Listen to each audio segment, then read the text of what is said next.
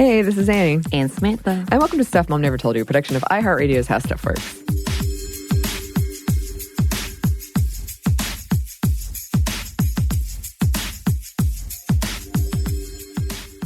Today, we are talking about labels. Labels. And not like the clothes labels. Yeah, or food labels. No labels like that. No, we're talking about labels we attach to people, and in this case, particularly women. Why are we quick to label women?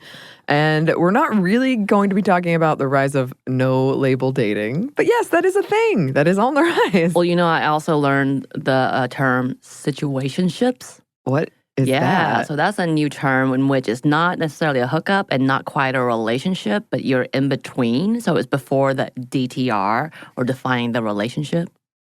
So you guys are obviously committed to each other. Right. And so, because I was randomly looking at BuzzFeed and it was a quiz, it was like, are you in a situationship? And I was like, what is that? I've never heard of that. That is the brand new term. I definitely have been in a no-label relationship, but it wasn't, anyone else would have said your boyfriend, girlfriend, you're dating. Right. We just, because I was so, I'm not really sure what I want, and I'm still not sure what I want, we never officially labeled anything. But it wasn't, I read all these articles about and tips about how to be in a no-label relationship, and it sounds very like you've got to have a lot of self-confidence and not be friends on social media, essentially. Oh, really? Yes. That's interesting. Yes. Well, go look up situationships, because that's a majority of people, I think, that kind of unsure. Okay. You're in a situation, quote unquote. All right. Yeah, there you go. New one. I like this. We'll tell listeners, you go research this thing. Tell us if you're in one. Yes, exactly. Is it working? Yeah, oh boy. So I did find a lot of recent surveys that said millennials in general really resist labels. And thinking about this, I feel like in the U.S., we're pretty binary on a lot of things. Right. You're man or woman, gay or straight, Republican or Democrat. And that erases so much stuff. And this is starting to change as people outside these binaries make themselves heard.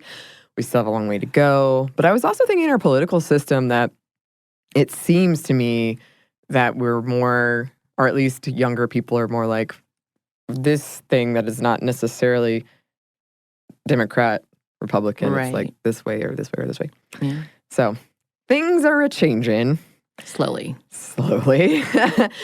But we wanted to talk about labeling of people. And we like to start with definitions.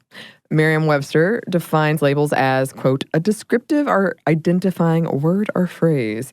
And it is something that people love to do. We love to label people. And anyone listening to this can probably think of a couple of labels that are attached to themselves, some that they might proudly own and others that are imposed on you. Nerd, Christian, Democrat, slut, prude, emo, all kinds of things.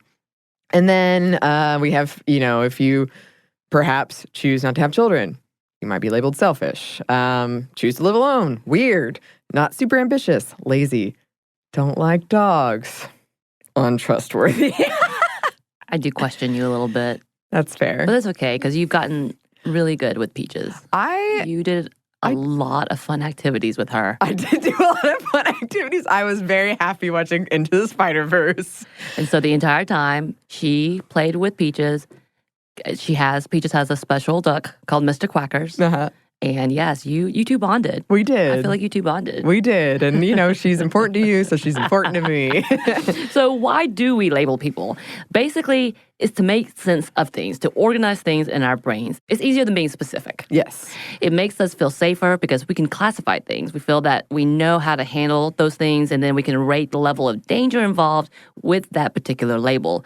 It's a way to combat the uncertainty of something new. So scary. Yeah. And to not label might threaten our belief systems, which we see, I think, in politics. We see in an older generation. It's a big pushback on, this is how I knew you. Why are we changing to this thing?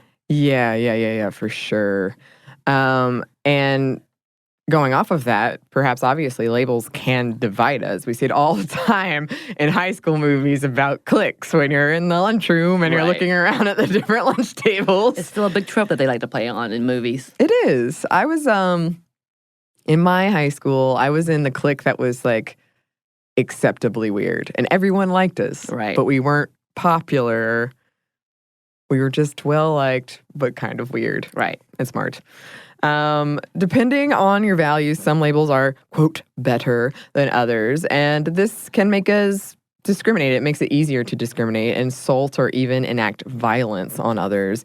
And this doesn't mean we aren't different, obviously, but we can be different and unified by the fact that we are all people deserving of equality, and our differences do not make us less than anyone else. And labels can be really limiting and restricting. Most people don't fit neatly into labels. Being labeled as something hurtful can hold people back by impacting their self-esteem, confidence, things like that. Right. And with that, labeling can be dangerous.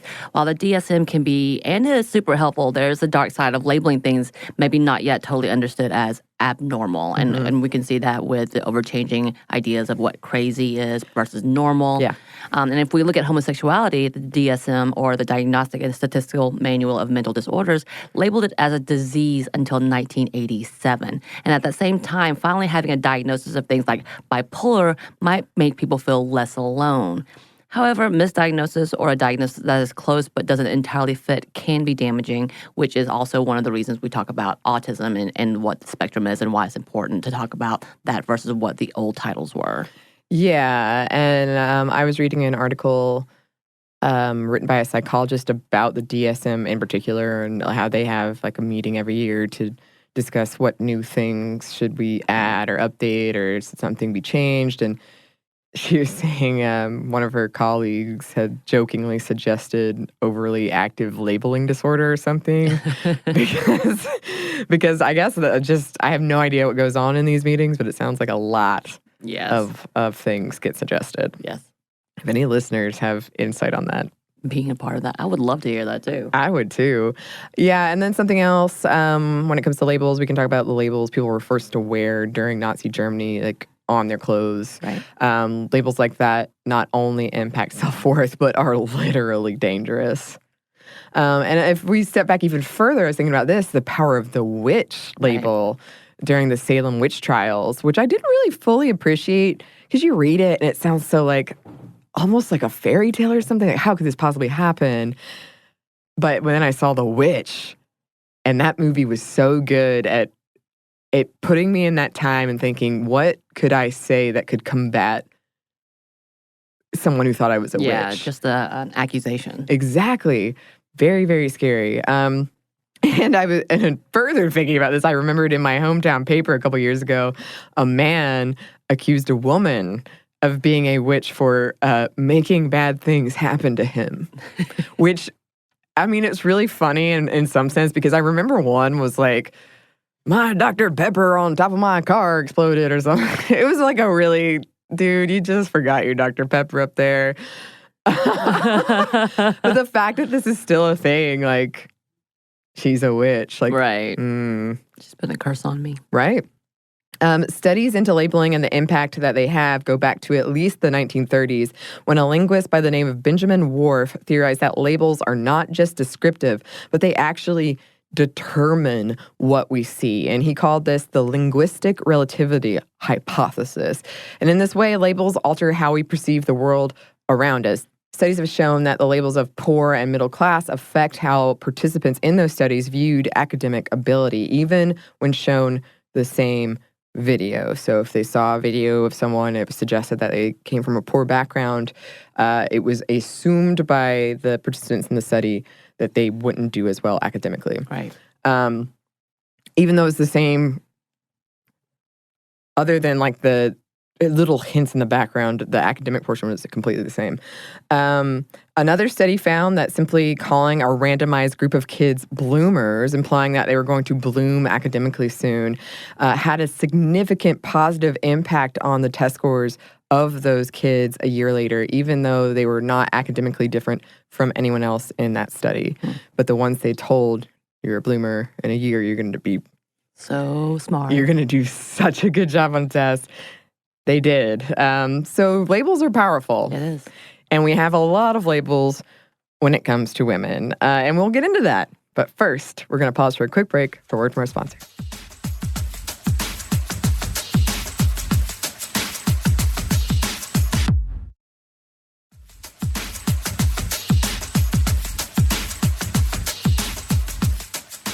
And we're back. Thank you, sponsor.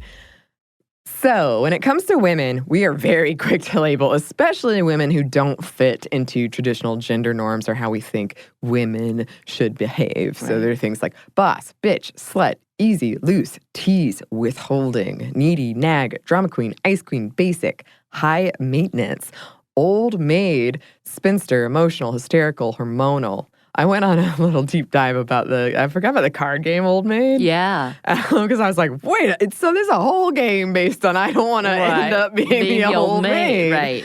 It turns out the history is not as, not perhaps a whole episode, maybe. It's pretty much, there's actually a game called Old Bachelor as well, but for some reason that one didn't take off. I wonder what it is. Also, Bachelor comes from bay laurel leaves, and it was assumed you got those when you studied, right? And it was assumed because men were the only people who would do that, study academics, and they wouldn't have time to date anyone because they're studying too much. And also, Old Bachelor doesn't roll off the tongue like Old Maid. That's true. You and I should play a game of Old Maid. Let's do this. Let's please. Are we going to get the updated version? Because in the updated version, the Old Maid is really hot. What? Yes. Well, maybe there is enough to talk about. Yes, actually, they updated it where she didn't look like a frumpy old woman to being like a skinnier or whatever kind of connotation of it. We should come back to this then. Don't you have to have 3 people to play Old Maid? Otherwise, we would know. I would know. I don't know. We'll refresh the rules. Like if I have the card, I would want you to have it. So, I mean, I could win by tricking you to taking mine, right? Yeah. Isn't that how that goes? Yes. Oh my God, it's been a long time. It has. We're going to make this happen. Wow. And when I was thinking about this, I think one of the, not Old Maid, but the labels, I think that one of the reasons I like traveling solo is that you can sort of start with a clean slate, no labels attached. No one has any expectations. Except you're the new girl. It's true. But there's some power in being the new girl. Right. Because then, no matter what, I feel like if I'm introduced to a new person and I'm with someone who knows me, I feel like I have to act a certain way. Right. And that way is generally who I am. But there's something about traveling where you can sort of shake all of that off and just see, well, maybe I'm not really that way. Or, try something new. And I feel those labels that you have really impact or influence how it's almost like a performance. Right. It does. And if you actually think about it, there's also a label for those who are in the gender norms. If you think about women who are stay-at-home moms, they're like housewives. Yeah. Or they are Susie homemakers. And that's soccer not necessarily, and soccer moms. That's not necessarily a good label either. Yeah. But it's kind of because you hear house dads. Yeah. House husbands. Yeah, I was trying to think about, labels for dudes. And they certainly exist. Right. But they are not necessarily as negative. Yeah. As the ones that we hear for females or those who identify as female for sure. So we have a lot of behaviors we label as for single women only. Partying on the dance floor, wearing a sexy dress, eating ice cream while binging Netflix at 3 a.m. But married women can totally do all those things. Yeah. And they should. If they want to. They should. Just do it. It's amazing. Right. And there's the flip side, too, that single women have something wrong with them. That they're damaged, incomplete, sad. And, of course, none of these things are necessarily true. Mm-mm. We also put a lot of labels, like we were just saying, on moms. Bad moms, helicopter moms, soccer moms, wine moms, tiger moms. Wine moms? I was trying to think of the specific term. There's a term. I know it's wine moms encompasses what it is, but there is a term for women who drink a lot of wine, for moms who drink wine. Oh, I was just thinking winos. Maybe. I know that's a term that's often used. That's not necessarily gender specific. Mm-hmm. And we also have race specific labels. Angry black women, spicy Latinas, Asian dolls, and way worse ones that we won't repeat, but classify as hate speech, which we've been seeing more and more videos of. Unfortunately. Yeah. Labels around feminist, for sure, hinders feminism as a whole. I know we've talked about these on the show before, but ugly feminist, angry feminist, those kind of things. Man-hating. Bra burning feminist. Which, to be fair, man, I would burn all my bras if I could. We should. Well, I do need something so I don't bounce about. We could just find like one that you're ready to get rid of. Yeah. And we'll burn it, and it will smell terrible, but we'll feel good. I broke mine last night. Did you really? Yeah. On the dance floor? Yeah. We were dancing last night. We were dancing. We were doing all those single lady things. At our little party, our little holiday party. Our little holiday I did party. break my bra somehow. That's amazing, Samantha. Yes. That means you had a damn good time. Is and it you were amazing? Dancing. Yes. I don't think it's necessarily amazing. I disagree strongly. But yes, back to the labels around feminism.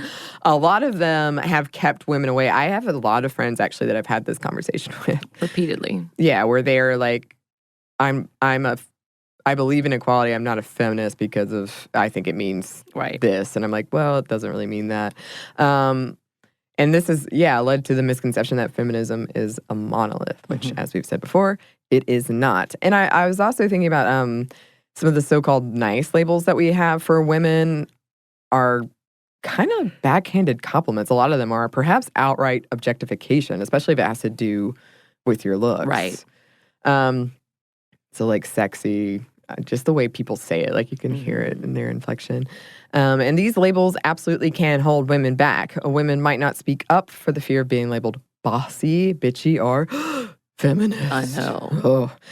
Girls observe these labeling practices and internalize them, and they internalize that it's normal for boys to be bossy, but not for girls. And that influences their worldview on what is acceptable behavior and what doors are open for them. So for boys, being bossy is just assumed, so they're never going to be called bossy. But girls are, and so it must be abnormal, or that's what we're teaching when we do things like this. From psychologist, professor, and author Dr. Art Markman, the term bossy is almost exclusively used with girls and almost exclusively used to tell them they shouldn't be taking on certain leadership behaviors. It's almost never used with boys, and that's a problem. And then there are things like adding female or woman before a job title that's not great either. It suggests that the expectations and qualifications are different. Saying female entrepreneur implies entrepreneurs are masculine, and a female entrepreneur, that's not normal. Plus, it draws attention to their gender before anything else, which minimizes traits like competence. While visibility is definitely needed, there are better ways to do it. A study from 1984 called Girl, Woman, Guy, Man, The Effects of Sexist Labeling found that after showing participants pieces of art with these labels around the artist, for the female artists, the low and high status labels had an equally negative effect on subjects' judgments. For the male artists, the low and high status labels had an equally positive effect on subjects' judgments. Many psychologists have suggested that instead of bossy to describe girls, we use more positive words like strong, persevering, and persistent. Yes. And in general, people perceive labels as permanent. So children might feel boxed into whatever labels attached to them from a young age. Who among us hasn't changed since we were 4 years old? Even positive labels like pretty can be harmful if overemployed. It can emphasize to a young girl that her looks are more valuable than any other trait. And I have two brothers, and I really specifically remember when a relative hasn't seen you forever, tell my brothers, like, wow, you're really good at this thing. You're good at soccer. You're smart. And then me, beautiful. Yeah. You're exotic. Oh, that's a... Yeah. And I think it also, we can talk about the fact we have different, I guess, cultures that box children in by saying this is your specialty and then teach them that one specialty, how damaging that could be as well. I mean, there's some questions about whether that makes them, better at that and more qualified at things, but do we already box them in socially as well as, professionally? So that's a big question about that. So wanting to avoid certain labels play a role too. A girl not wanting to be thought of as nerdy might avoid extracurricular academic activities, or worse, won't try her best at school, which really sucks, especially if you're enjoying something. Yes. Right. So like we have a trope of, I think I had a couple of people drop out of drama because they felt it was too nerdy. Oh, really? Yeah. I've told this story before on the podcast, I think, but I dropped out of calculus, which was my favorite class, because I was told girls don't do that. Girls don't do that because it'll threaten men and they won't want to date you. Right. If you're smarter than them, why would they want to be with you? So I took math, money, management instead, and I learned how to do my taxes, which I guess is a thing we should be teaching people. Yes. Yes. Yes. I went back and took calculus when I went to college, so There. whatever. Ha. And yeah, I was thinking about this, and I wanted to ask you, Samantha, why do you think we're so quick to label women? I mean, I think it's just that same idea at the very beginning. We need to know where everybody stands. Mm-hmm. And a part of understanding where everybody stands is by labeling them and having them in a category. It's Mm-hmm. easy if we can put them in a category, and therefore we think we got it figured out, and then we move on without understanding the underlying problems and putting people in specific categories. Right. I think it has to do with maintaining the status quo, because any woman who dares to stray from this very small, rigid space the patriarchy permits her to exist in, who voices a desire to change that status quo, gets some kind of ugly label slapped on her, even maybe ugly. It is a way to keep women in line and shut them up, essentially, I think. And a lot of those labels that are specifically lobbed at women are used to gaslight women as well. And the just long, long list of sexual labels imply that women are objects in their conquest for men, and that if they're doing something for their own sexual agency, something they enjoy, then that's immediately something is wrong with you. Here's a label for that. Right. Yeah. But if I get to have sex with you, then I, as a man, bachelor, extremely successful. Conquest. That's my impression. Thank you. Thank you. That was a good one. Thank you. We do have a little bit more for you listeners, but first we have one more quick break for a word from our sponsor.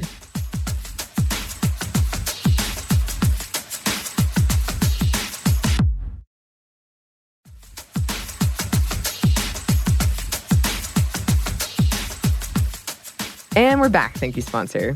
And we did want to touch on, before we close this episode out, labels around sexual orientation and the gender binary. As we've been having more and more conversations about gender and how restricting and even damaging the binary is, we're hearing more and more about things like gender fluidity. And for so long, we've had these rigid boxes. I mean, a lot of cases, literal check boxes for either woman or man. And we have found a way to classify pretty much everything in one of those boxes. And we're slowly dismantling some of this narrow worldview and acknowledging the experiences of others. But again, yeah, we have a really, really, really long way to go. Right. And I saw Billy D. Williams of Lando Calrissian fame just opened up about being gender fluid as we record this. Right. And fear of having our sexuality mislabeled by others limits gender expression as well.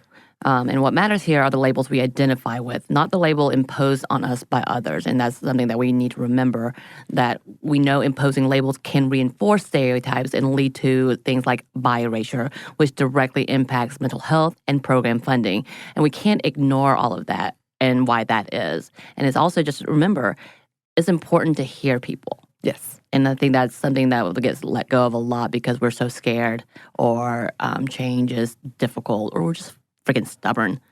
Yeah, we in our want own things ways. to be like easy for ourselves. Right. And if it makes us uncomfortable, then we're going to ignore it. But Right. that's not healthy for anyone. No. And definitely for anyone's relationship, and that we should start listening. And everyone should start listening when they say, I am this. Mm-hmm. Yeah, and of course you don't have to choose a label if you don't want to, and it's totally fine to take time to figure things out. And potentially none of the existing labels we have even fit for you. And I read a lot of pieces about this on a discussion on whether or not, I guess some people were saying we don't need labels, and other people were saying we definitely do when it comes to this. So there's definitely some conversations happening around it, and that's good. That's Right. good. So it's we're moving slowly forward, hopefully. Yes. So in conclusion, naming things can be extremely useful. By acknowledging things exist that previously went unnamed or unlabeled, it can make people feel less alone. I've told my story of not even knowing that bisexuality was a thing, Right. and feeling so confused when I was watching the X-Files. Like, Right. well, what's happening here? Where am I? But they're both so hot. The labels can help us find community. I definitely have found, my Harry Potter nerds or whatever. Yes. So they can be helpful in that way. They can allow us to have discussions about systems of oppression and how and why some labels maintain those systems. But it's always keeping in mind the who and why of labels. That is a good idea. Right. And then it changes. Things change. Yes. And you Labels got to remember are not that. permanent. I know, when I read that, most people perceive labels as permanent. I was like, oh, really? And then I thought about it. I was like, yeah, sure. I guess I was a nerd from a young age, and that's just how it's going to be. Right. Right. But they don't have to be permanent. And it's how you label yourself. That's the most important thing. You shouldn't be imposing labels on other people. Yes. As a whole, we're in a time of expanding our lexicon of labels, questioning them, reappropriating them, shedding them. So, I guess it's an exciting time for labels. Or not labels, because apparently millennials hate them. But we would love to hear your thoughts on labels, listeners. And you can email us those thoughts at stuffmediamomstuff@iheartmedia.com. And you can find us on Twitter @momstuffpodcast or on Instagram @stuffmomnevertoldyou. Thanks, as always, to our super producer, who is mysteriously gone, Andrew Howard. And thanks to you for listening. Stuff Mom Never Told You is a production of iHeartRadio's How Stuff Works. For more podcasts from iHeartRadio, visit the iHeartRadio app, Apple Podcast, or wherever you listen to your favorite shows.